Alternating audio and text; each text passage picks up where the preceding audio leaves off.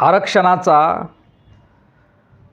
फक्त 2% फायदा किंबहुना म्हणजेच प्रतिनिधित्व. काय? आरक्षणाचा फक्त 2% फायदा म्हणजेच प्रतिनिधित्व. बाकीच्या 98% समाजाचं काय? जर आरक्षण SC ST OBC आणि मराठा आणि इतर घटकासाठी जे आरक्षण आहे त्या आरक्षणातून त्या बहुजन समाजाचा फक्त 2% फायदा म्हणजेच प्रतिनिधित्व. आरक्षण हा फायद्या तोट्याचा विषयच नाही, तो प्रतिनिधित्व हा विषय आहे. घटनेमध्ये आणि कायद्यामध्ये कायद्याची व्याख्या आरक्षणानं ही सवलत किंवा आरक्षण नाही. आरक्षण रिझर्वेशन हा प्रेझेंटेशनचा मुद्दा आहे, तो आरक्षण नाही, तो प्रतिनिधित्वाचा मुद्दा आहे.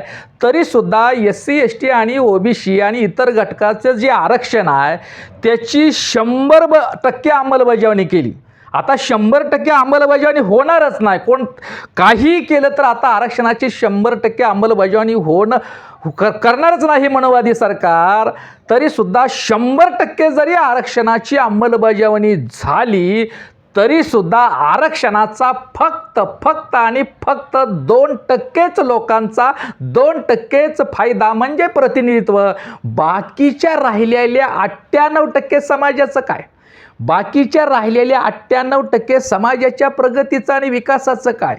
म्हणून बाकीच्या राहिलेल्या 98%च नाही तर 100% SC ST OBC मराठा आणि बहुजन समाजाचा जर 100% फायदा व्हायचा असेल म्हणजेच इथल्या मातंग, चर्मकार, होलार, ढोर, अनुसूचित जाती, जमाती, आदिवासी, NT, VJNT, OBC, धनगर, माळी, शेतकरी, मराठा इत्यादी 97% बहुजन समाजाचा जर 100% फायदा व्हायचा असेल तर हिंदू आणि हिंदू धर्म व्यवस्थेच्या मानसिक गुलामीतून बाहेर पडून त्यांना बौद्ध धर्माचा स्वीकार करून घर वापसी आणि स्वगृही परत येऊन स्वतःला बौद्ध धर्मीय समाज बनवल्याशिवाय त्यांच्यामध्ये असणारी जाती व्यवस्था आणि हिंदू धर्म व्यवस्थेच्या मानसिक गुलामीतून बहुजन समाज हा बाहेर पडल्याशिवाय म्हणजे हिंदुत्वाच्या नावाखाली ब्राह्मण आणि ब्राह्मणी धर्म व्यवस्था ही सगळ्यात मोठी आमची समस्या आहे. ही बहुजन समाजाच्या प्रगतीची सगळ्यात मोठी अडचण आहे.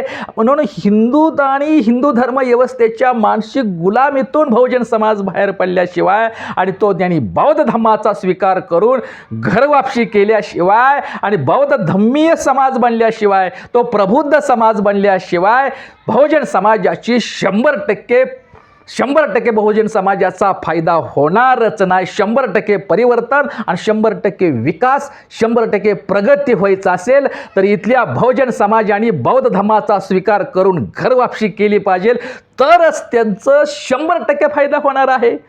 आणि मग निवळ आरक्षणासाठी आपसात भांडण्यापेक्षा त्या आरक्षणामुळे फक्त समाजातील 2% लोकांचा फायदा होतो. आज जे चाललंय ना उपवर्गीकरणाच्या माध्यमातून मातंग समाजाच्या काही विशिष्ट प्रस्थापित दलाल नेत्यांच्या जे आरक्षणाच्या मागणीचे जे आटापिटा सुरू आहे ना त्यातून फक्त मातंग समाजाच्या 2% फायदा होतो. त्यातून फक्त जरी उपवर्गीकरण झालं तरी मातंग समाजाचा फायदा त्याच्यात काहीच नाही, नुकसानाने वाटोळच आहे. तरी सुद्धा मातंग समाज बांधवाला वाटत असेल की आमच्या फायद्याचा विषय आहे आणि आरक्षणाची जर अंमलबजावणी उपवर्गीकरण केलं तर नुकसानच. आणि जर तुम्हाला वाटतंय फायदा आहे तर फक्त मातंग समाजाचा 2% लोकांचा फायदा होईल. 100% मातंग समाजाचा त्याच्यात अजिबात फायदा नाही. मग राहिलेल्या 98% मातंग समाजाचं काय? राहिलेल्या 98% मातंग समाजाच्या प्रगतीचं विकासाचं काय?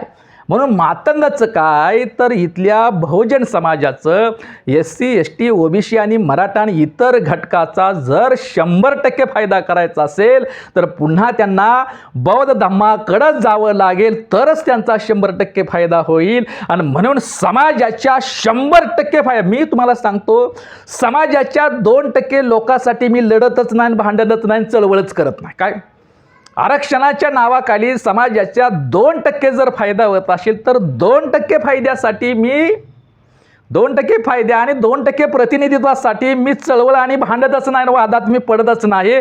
तर समाजाच्या 100% फायद्याचं मी काम करतोय. समाजाच्या 100% परिवर्तन विकास आणि फायद्यासाठीच मी माझं चला आपल्या बुद्धाच्या घरी हे अभियान चालवतो आहे.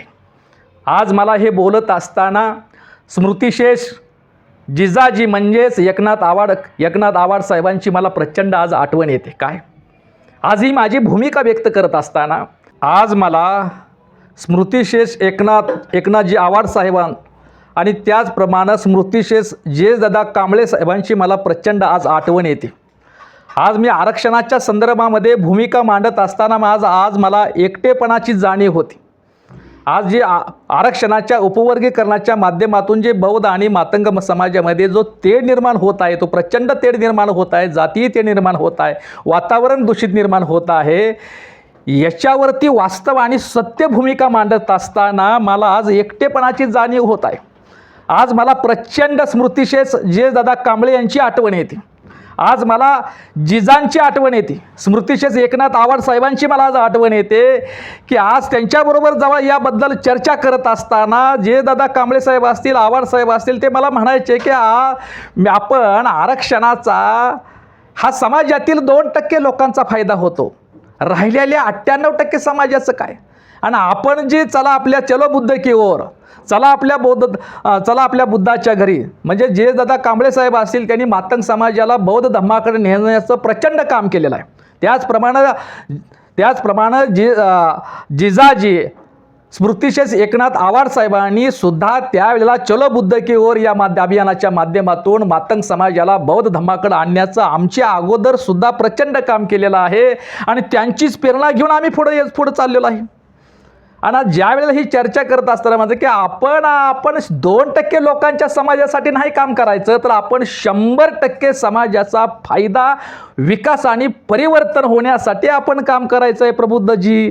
आणि म्हणून मातंगालाच काय तर बहुजन समाजाला बौद्ध धम्माकडे न्यायचं आहे, तर त्यांचा 100% फायदा होईल असं मी चर्चा करत असताना असं होईल. पण आज मला त्या विचाराच्या आज त्यांची मला प्रचंड आठवण येते. आज ही भूमिका मांडत असताना मला एकटेपणा वाटतोय. आज मला मातंग समाज, कित्येक माझे मातंग बांधव अज्ञानापोटी गैरसमज माझ्याबद्दल निर्माण झाला असेल की प्रबुद्ध साठे आपल्या बाजूने बोलत नाही. प्रबुद्ध साठे हे बौद्ध समाजाच्याच बाजूने बोलतात. आपल्या नाही बाबांनो, मी बौद्ध समाजाच्या तुम्ही मातंग समाजाच्या विरोधात आणि बौद्ध समाजाच्याच बाजूचा विरोधाचा हा विषय नाही, तर बौद्ध आणि मातंग यांच्यामध्ये वितुष्ट निर्माण होऊ नये, तर बौद्ध आणि मातंगाचा एकच प्रबुद्ध समाज बनावा, हे बाबा माझं स्वप्न आहे, प्रबुद्ध साठेंचं स्वप्न आहे रे बाबांनो. आणि त्याच्यासाठी आयुष्यातील 30 वर्षे दिली मी. आणि हे संपूर्ण हे जे आज जे चाललं आहे का नाही उपवर्गीकरणाच्या माध्यमातून प्रचंड अस्वस्थ आहे मी प्रचंड. आणि अस्वस्थानं भूमिका मांडत असताना मला आज जिजांची आठवण येते, एकनाथ आवाड साहेबांची आठवण येते, त्याचप्रमाणे दादा कांबळे साहेबांची मला आठवण येते. आज ते असते तर मला प्रचंड पाठिंबा भेटला असता. आज मला पोरकेपणाची जाणीव होती. आज मला आज एकटेपणाची जाणीव येते. तरीसुद्धा मी माझी भूमिका मांडल्यानंतर कित्येक महाराष्ट्रातील मातंग समाजाचे मला फोन आले, आंबेडकरवादी परिवर्तनवादी मातंग बांधवांचे मला फोन आले की प्रबुद्ध साठे सर, तुम्ही जी भूमिका मांडताय ते योग्य आहे, त्या भूमिकेला आमचा पाठिंबा, आम्ही नाराज नाही, योग्य भूमिका आहे. जरी मातंग बांधव ही प्रस्थापिताच्या दलालाचं ऐकून तुम्हाला ट्रोल करत असतील, तुमच्या विरोधात मत व्यक्त करत असेल, तुमच्यावरची टीका टिप्पणी करत असेल, त्या अज्ञानापोटी आणि RSSच्या प्रचाराला, RSSच्या दलालाच्या प्रचाराला बळी पडून त्यांच्या मनामध्ये तुमच्याबद्दल जरी गैरसमज निर्माण झाला असला तरी की तुमची भूमिका योग्य आहे. आणि एक ना एक दिवस तुमची भूमिका मातंग बांधवाला नक्की समजेल.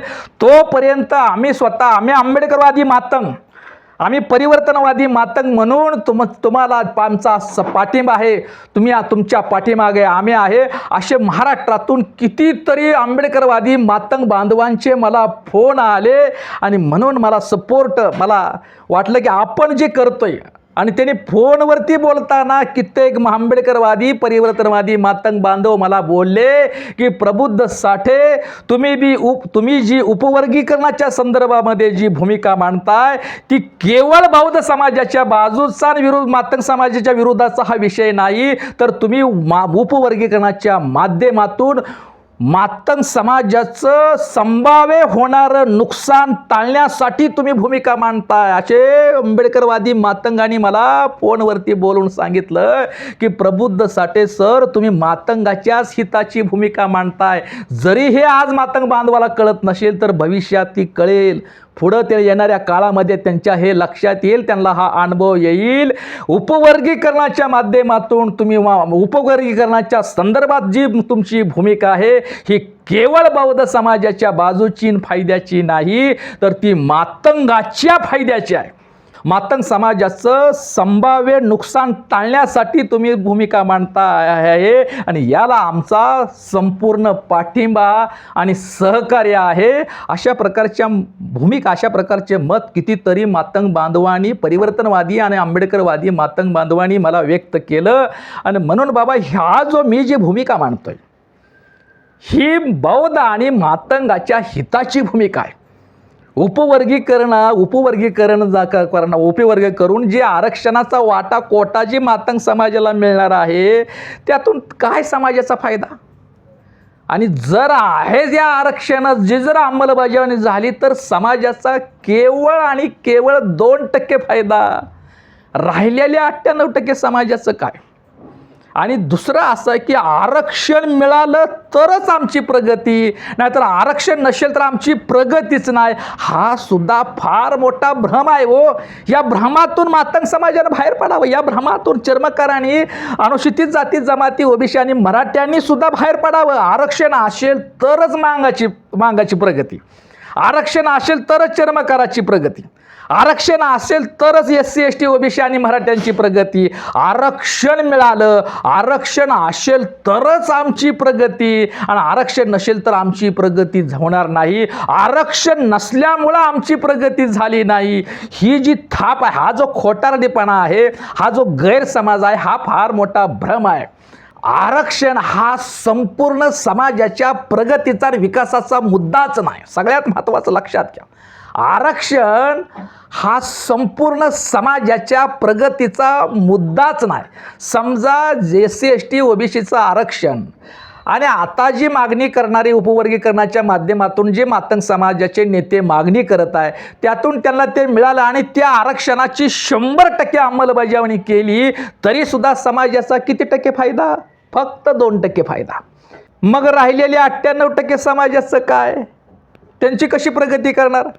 आणि म्हणून यासाठी आरक्षणाचा फक्त 2% लोकांचा फायदा, राहिलेल्या 98% समाजाचा काय? आणि 100% समाजाचा फायदा व्हायचा असेल तर अनेक प्रशासनाच्या संविधानानं अभिवचन दिल्याप्रमाणे अनेक सरकारी योजना आहेत, त्याची अंमलबजावणी केली पाहिजे. आणि सरकारने 100% बहुजन समाजाच्या विकास आणि प्रगतीसाठी बाकीच्या योजना आहेत ना, बाकीच्या संकल्पना ते राबवल्या पाहिजेत. त्याच्या मी पुढच्या भागामध्ये बोलणारच आहे. परंतु जर समाजाची 100% फायदा व्हायचा, समाजाचा 100% फायदा व्हायचा असेल तर निश्चितपणे पुन्हा एकदा मातंगालाच नव्हे, चर्मकारांना, Holar, Dhor, Wadar, SC ST OBC, Dhangar, Mali आणि मराठा आणि इत्यादी बहुजन समाजाला पुन्हा आपण बौद्ध आहोत याची जाणीव झाली पाहिजे. आम्ही हिंदू नाही तर आम्ही मूळचे बौद्ध आहे. हिंदू हा धर्म नसून आमची गुलामी आहे. या गुलामीतून बाहेर पडून बहुजन समाजानं जर बौद्ध धर्माचा स्वीकार करून घर वापसी केली तरच इथल्या बहुजन समाजाचा 100% फायदा होईल. आरक्षणानं 100% फायदा होणार नाही. जर अंमलबजावणी केली तर फक्त 2% लोकांचा फायदा होतो. हे समजून घ्या. तो फायद्याचा विषय नाही, तो प्रतिनिधित्वाचा विषय आहे हो. 2% प्रतिनिधित्व मिळेल, तो फायदा नाही. 100 समाजाला तो आरक्षणातून फक्त 2% प्रतिनिधी मिळतं, तो प्रगतीचा मुद्दा ना. 100% प्रगती ही आरक्षणानं समाजाची 100% प्रगती होणार नाही, हे समजून घ्या. आणि जर मातंग समाज असेल, चर्मकार समाज असेल, अनुसूचित जाती जमाती असेल, तुम्ही जर हिंदू धर्मात राहून, हिंदू धर्माच्या मानसिक गुलामीत राहून, तुम्ही जातीत राहून जर तुम्हाला 100% जर आरक्षण मिळालं तरी सुद्धा प्रगती होणार नाही, हा सुद्धा मुद्दा महत्त्वाचा आहे. हे समजून घ्या. या बाबतीतलं प्रबोधन करा ना.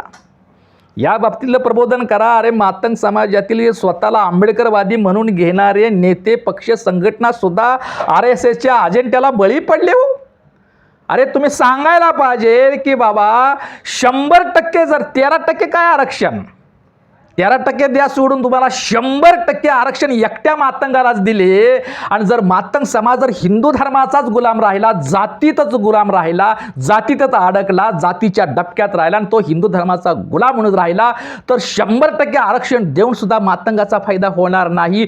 या बाबतीतलं प्रबोधन झालं पाहिजे.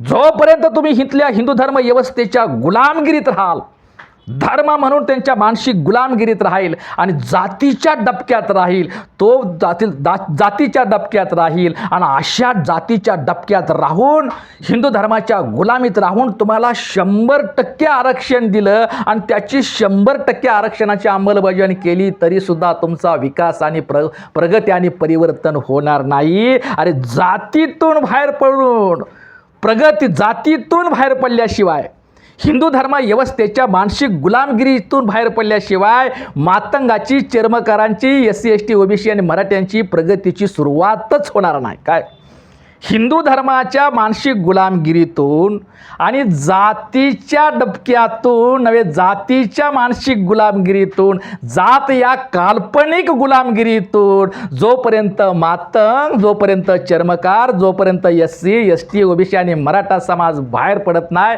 तोपर्यंत त्यांना आरक्षण असून सुद्धा त्यांच्या प्रगतीची, विकासाची आणि परिवर्तनाची सुरुवातच होणार नाही. हे समजून घ्या. आणि म्हणून आरक्षणाच्या 2% फायदा, आरक्षणाचा फक्त 2% फायदा म्हणजे प्रतिनिधित्व, पण बाकीच्या 98% लोकांचं काय? आणि या 100% फायदा करायचा असेल तर पुन्हा बहुजन समाजाला बौद्ध बनावं लागेल. बौद्ध बनून स्वतःची ओळख निर्माण केल्याशिवाय इथल्या मांगाची बी नाही, इथल्या चर्मकाराची नाही आणि इथल्या मराठ्याची बी नाही आणि OBCची बी प्रगती होणार नाही. 100% प्रगतीचं तत्वज्ञान, समाजाच्या 100% प्रगतीचा उपाय आणि परिवर्तनाचा उपाय म्हणजे बौद्ध धर्मामध्ये घरवापसी करणं हेच आहे. आणि यासाठीच मी चला आपल्या बुद्धाच्या घरी हे अभियान चालवत आहे.